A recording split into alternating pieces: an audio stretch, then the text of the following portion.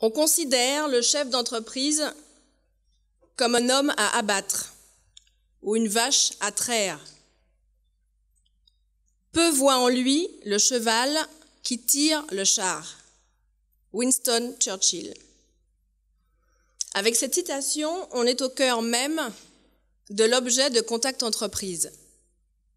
Réduire le gap important entre la réalité de l'entreprise, entre le métier de chef d'entreprise et la perception que l'on s'en fait.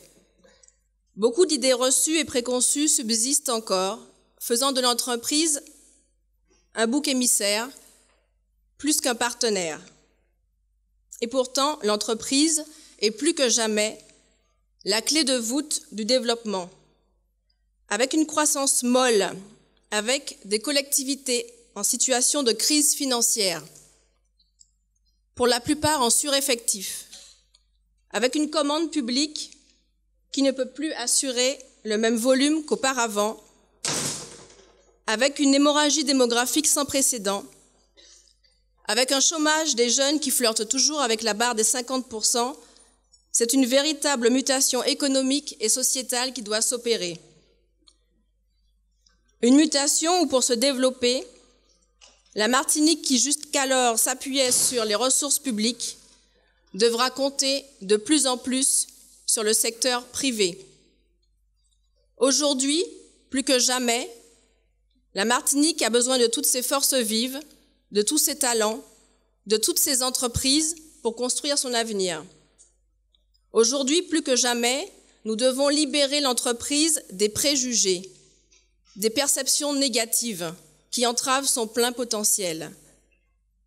Face à cet enjeu de taille, Contact Entreprise, le comité directeur élu ce soir, les deux Michel, Jean-Marie, Jean-Marc, les permanents, Jean-Paul et Linda qui font un travail formidable, les membres du bureau, assidus, engagés, et toutes les bonnes volontés qui composent notre belle association, nous tous devons continuer à agir.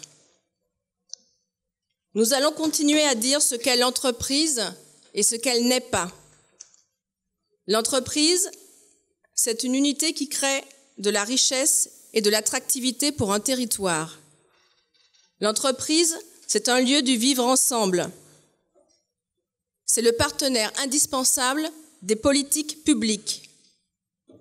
L'entreprise n'est pas un lieu de profitation.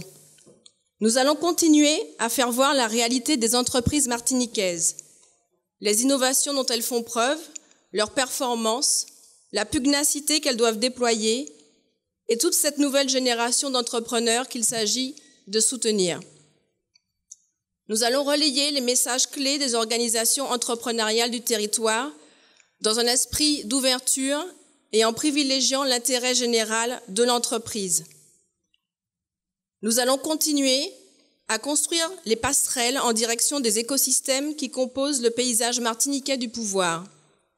Pouvoir au sens de en capacité à faire.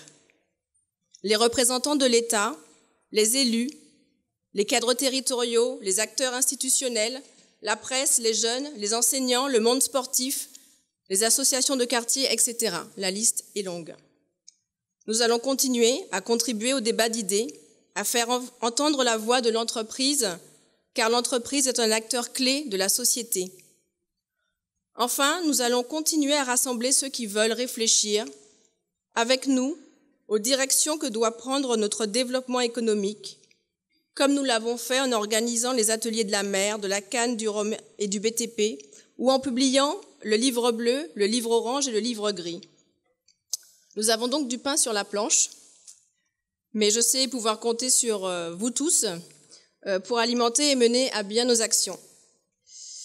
Dans les prochaines semaines, nous allons définir ensemble au bureau les actions à mener, mais d'ores et déjà, je vous demande de prendre date et de participer massivement au séminaire sur les risques naturels que nous organisons la semaine prochaine, le vendredi 15, de 9h à midi à l'hôtel Simon, sur les risques naturels cyclones et inondations. Le panel que nous avons réuni est de grande qualité. Les chefs d'entreprise que vous êtes doivent anticiper pour protéger leur outil de production.